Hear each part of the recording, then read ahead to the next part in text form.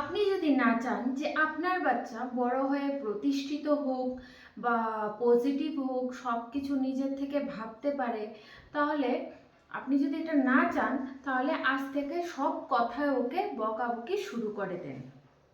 দেখুন, আপনি যদি আপনার বাচ্চাকে সব কথায় বকাবকি করেন যে তুই এটা কেন করলি, এরকমভাবে ওদের সঙ্গে কথা কেন বললি না, তুই ওইটা কেন করলি, এটা কেন করলি, যদি এরকম আপনি বলতে থাকেন, তাহলে ওর না কনফিডেন্স লেভেলটা কমে যাবে। কারণ ওকে বাইরেও অনেক মানুষ অনেক কোয়েশ্চেন করবে, ওর টিচার অনেক কথা বলবে, তারপর বড় হওয়ার পর যখন জবে যাবে তখন মেবি বস কিছু বললো বা লাইফ পার্টনার কিছু বলবো, কেউ না কেউ সবাই বলতেই থাকবে।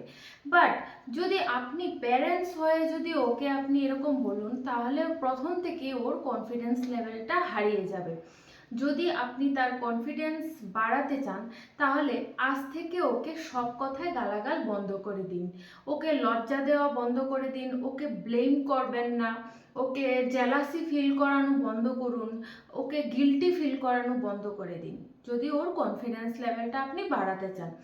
আমরা কি করি, অনেকের সামনে বলে দিই যে জানি না আমার বাচ্চা কেন এরকম করছে, ও কেন পড়াশোনা করতে মন নেই, আর 5টা বাচ্চার মতো আমার বাচ্চা করছে না, ভালো মন্দ অনেক কিছু বলে দিই।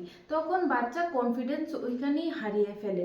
কারণ বাচ্চা তখন বুঝে যায় যে আমার মা বা বাবা আমাকে নিয়ে খুশি না। এখন আপনি বলবেন যে ম্যাডাম, আমরা কি আমাদের বাচ্চাকে শেখাবো না যে কোনটা ঠিক কোনটা ভুল, এগুলো কি শেখাবো না?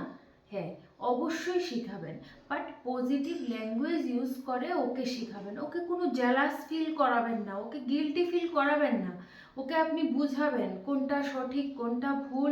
ওইটা বুঝিয়ে আপনি ওর সঙ্গে কথাবার্তার মাধ্যমে ওর কনফিডেন্স লেভেল বাড়াবেন।